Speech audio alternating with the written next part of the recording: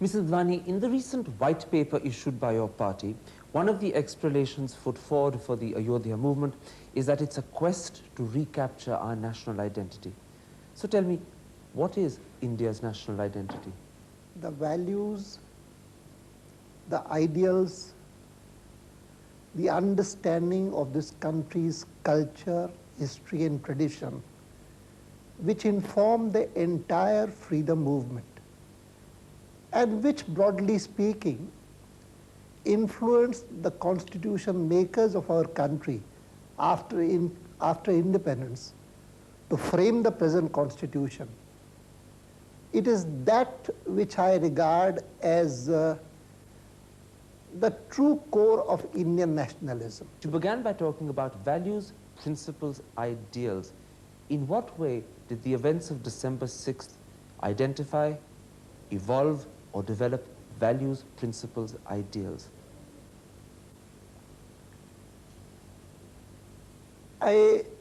If you have carefully gone through the white paper, we described the Ayodhya movement as a whole. Though December 6 was a very important day in the course of that movement, just as August 15th is a very important day in the history of India, though it marks not only the freedom of the country, but it also marks a traumatic event like partition, the slaughter of millions of innocents. And so that trauma is also related to August 15th. But when we talk about the freedom movement of the country, we are talking about the whole course of events. Similarly, in the white paper, I specifically changed that it is the Ayodhya movement which seeks to recapture the essential ideals, principles, and values which informed our freedom movement. But December the 6th represented demolition. December the 6th represented indisciplined, if not anarchic behavior. December the 6th represented the organized beating up of journalists, the breaking of commitments by your own party, and most importantly, from your position, your own resignation as leader of the opposition in regret. How does that in any way add up to India's national identity? Just as you would not say freedom of India came after several events, including a revolt by naval people, by the Navy. And a revolt within the Navy is not something that you can inherently praise, but you will have to explain it. But in totality, this was a contribution even to the freedom movement. Mr. Advani, we cherish our freedom movement because of the peaceful, legitimate, honorable means by which we believe we secured it. That's why August the 15th is such an important date. It's the culmination and fruition of a process that we cherish. Mr. December Thapar, the 6th, Mr. the Thapar, means in December the 6th. Once again you forget, because of the impact of the last 4.5 decades, we seem to forget all that revolutionaries like Bhagat Singh or Chandrasekhar or others who contributed to the freedom struggle. You may totally disagree with them. And Gandhiji was very right when he disagreed with them. He had his own principles, he had his own values. But for the country, it was freedom from foreign colonial rule which was the crucial issue. And whosoever contributed towards freedom, by whatever means he contributed, was in their eyes someone who was a patriot, who was doing the right thing. Mr. Advani, by your own analogy, you're identifying the Ayodhya movement with the naval mutiny, not with the mainstream of the freedom movement. No, I am not. Because even on that day, people seem to underscore the fact that Vishwa Hindu Parishad, RSS, and BJP leaders, all of them kept pleading with those who mounted that dome to break it down. This is not our program. Please do not do it. You lost control of the movement on that date, and yet it's representative of national identity. To that extent, just as Gandhiji wanted the whole country to accept non-violence, it did not. But he regretted Chori Chora and called off the Regretted Chori Chora called only. off the movement when it happened. That was Chori Chora, killing of innocent people.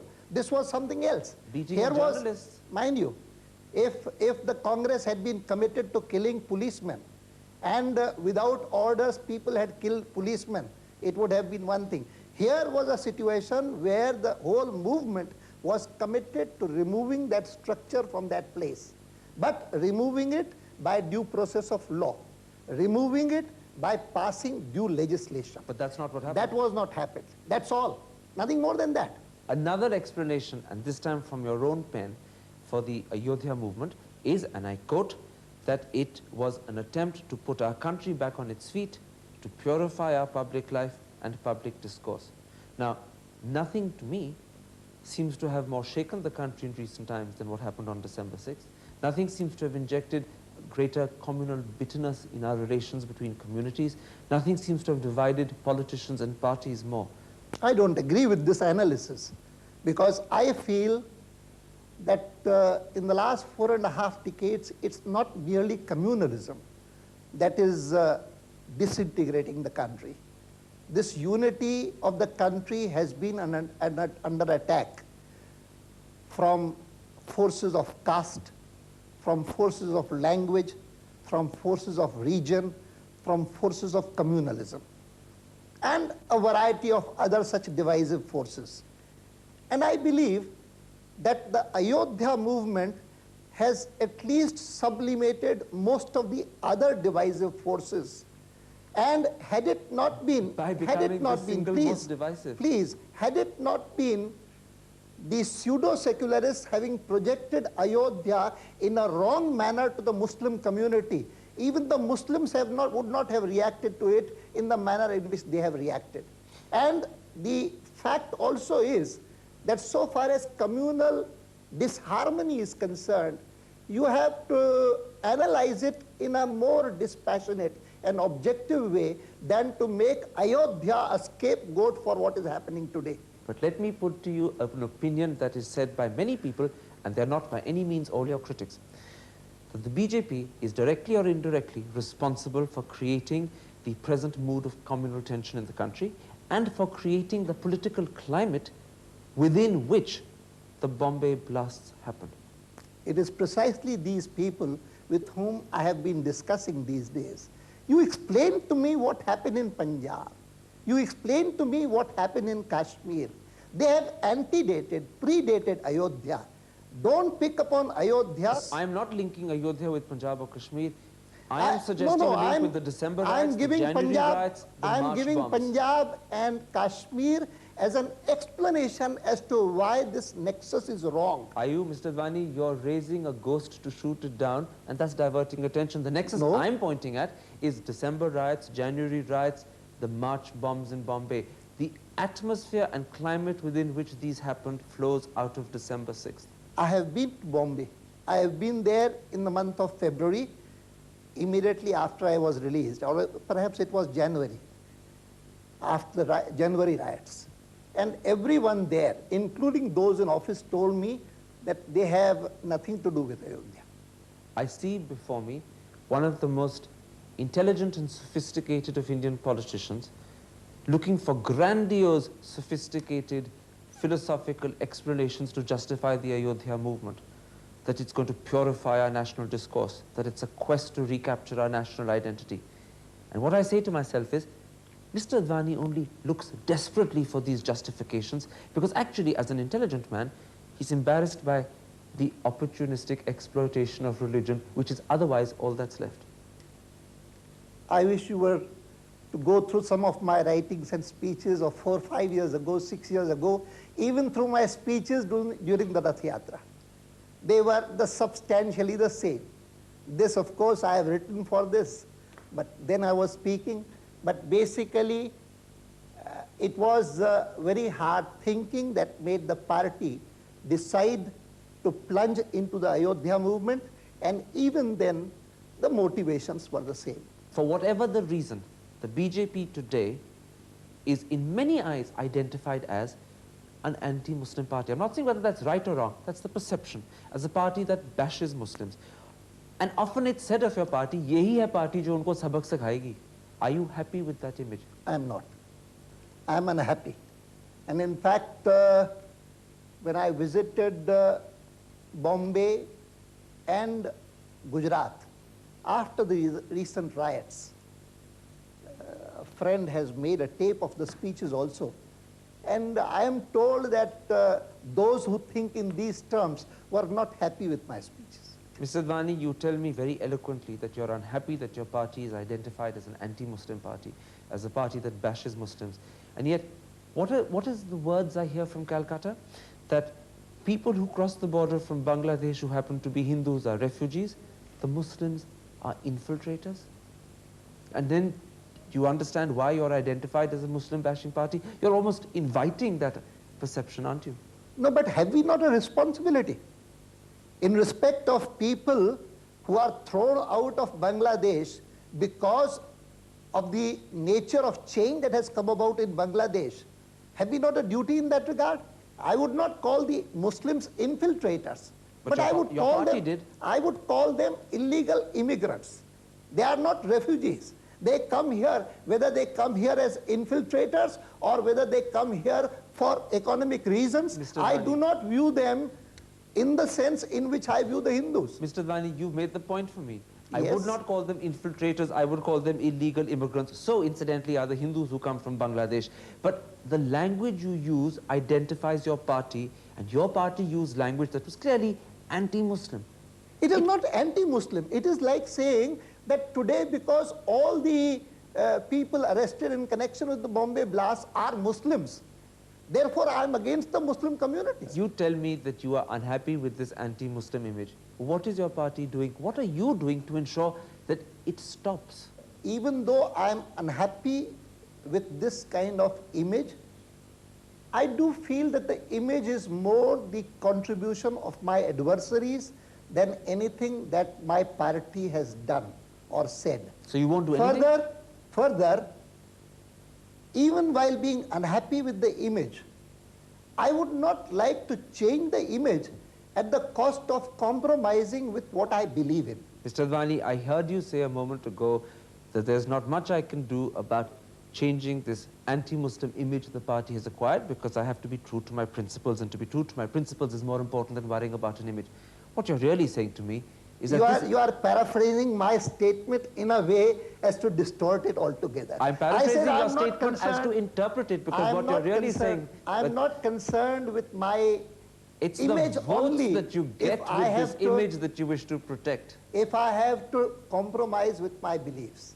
I did not say, for example, you put a specific question in the context of Bangladesh. I said the country owes a responsibility. We have been responsible for partition in 1947. We have been responsible for the creation of Bangladesh in 1971. Quite right. And you said that I would not call them infiltrators, I would call them illegal immigrants. Yet when I told you your party called them infiltrators, you didn't say it was loose and unfortunate language. You didn't even regret it. There are infiltrators. There are infiltrators among them. You go from one back to the other. No, I'm not saying. All those, after all, it's a huge population. And many of them come here for different reasons. And therefore, even in Bombay, I said that after all, in this commission of inquiry that you are setting up, the Chief Minister, I told him, you should find out whether the immigrants from Bangladesh have had any role. Mr. Advani, let me put to you a perception. You're a personally liberal, sophisticated individual who does not like calling Muslims infiltrators and can see that the innuendo is a communal one that you find distasteful.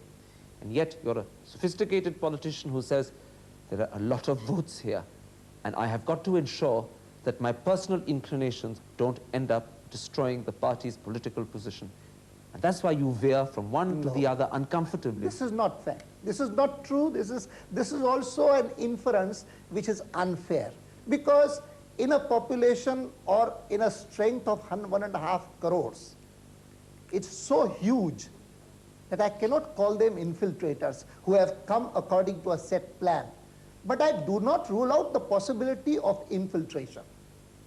This is the, in a nutshell, what I mean when I say that some of them may be infiltrators. But as a whole, I would prefer to call them illegal immigrants. Precisely, but your party called all of them infiltrators, and you won't withdraw from that language because you can't.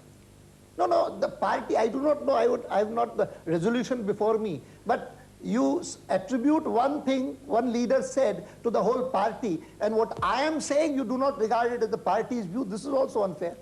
Mr. Advani, let me put you some of the fears that people have of the BJP, particularly because of its association with some certain elements of the Ayodhya movement. The BJP is, as a result, often identified with the views of Swami Muktanand, who wants a Hindu constitution. With people like Ramachandra Paramahansa, who've publicly defended sati and caste. And these worry and put people off. Can you understand why? Mr. Thapar, do you realize that it is this kind of association that has been used even by the Britishers, even by the Westerners, to malign this entire country as being a country of snakes and snake charmers and sati and all that? So what you're telling me is that this association is unfair. Let me then twist the question, but not distort it. If the association is unfair, why don't you publicly dissociate yourself now from the views of people like Paramahansa, Ramachandra Paramahansa, who defends sati and caste, and tell me that you find his views so distasteful, you wish to have nothing to do with such a man on any count? I don't say that on any count. But when I told you that Ashok Singhal dissociated himself from that, for me the matter is sufficient. Mr. Advani, caste and sati, or the other views that many consider reprehensible about women and about widows, are views that affect a core in this country so fundamentally that we want to hear your strenuous dissociation, your strenuous denouncement of those views. I don't find it. I am less concerned with denouncement. I am more proud that this entire Ayodhya movement, which has incorporated within its fold very many sadhus and sants and even mahants and orthodox pandits, that succeeded in persuading all of them to see that when the foundation stone of this temple is laid in 1989, it shall be done by a Harijan. You identified the Ayodhya movement as a recapturing of our national identity. Ramachandra Paramahansa is one of the most important people in that movement, and he holds these views and you won't dissociate from them. Are you now surprised people therefore think and look at your party and say, well, it must support the same thing? Thapar, so far as sati is concerned, I totally dissociate from any support, any endorsement given by it. Just as in the present context, I would say that even the caste system has no validity in the Indian situation. I am opposed to the caste system as a whole. The whole concept of Varnashram Dharma, which may have some validity and scientific validity in the past, it has lost all its validity today. But I know very many people today who subscribe to the Varnashram Dharma very, very strongly but today. Tell me you think they are wrong. Tell me you dissociate from them. I dissociate from the concept of Varnashram So Dharma. you dissociate from Ramachandra Paramahansa when he speaks in these terms? I do. And he's I certainly do. And he's wrong. What else am I to say? It is like saying that if I don't agree with Karan Thapar on any count, I am going to condemn him. No, Mr. Advani, that's not it. You see, you often say that you resent people calling your party fascist. Yes. One of the fundamental reasons that term is used is because of the association in the public eye between your party and views like this from people who are so close to it. Give me a clear-cut dissociation and tell me that these people are distasteful, you have nothing to do with it. This term will never be used again. These distasteful, this word that you use, I am not inclined to use the word for any person and individual. I disagree with his views, and I would say it very categorically. But because I disagree with a view of a person, I do not call it distasteful, and thereby condemn the person as a person. You might not wish to call a man who supports sati distasteful. I assure you a lot of women would. You may not wish to call a man who supports the caste system distasteful. A lot of Harijans would. The point is, I do not agree with it. As a politician, you don't want to be misunderstood. I do not want to be misunderstood by anyone. Those who are bent upon misunderstanding me will not spare me even if I use the word distasteful. And therefore, I confine myself to commenting on certain issues rather than commenting on those persons. I have to come back with the analogy I've used repeatedly. I know instinctively that as an individual, you don't agree with these views at all. But as a politician, you can't condemn them too loudly, you can't dissociate yourself too forcefully, because it affects the party and the image and the next election. Isn't that the problem? If over my 40, 45 years in public life, I have been a strong critic of the Congress party. I have been a critic of the Communist Party. But I think you would not find it easy to cull out from my various utterances or writings condemnation of individuals. And that is part of my mental framework. Mr. Advani, thank you very much indeed.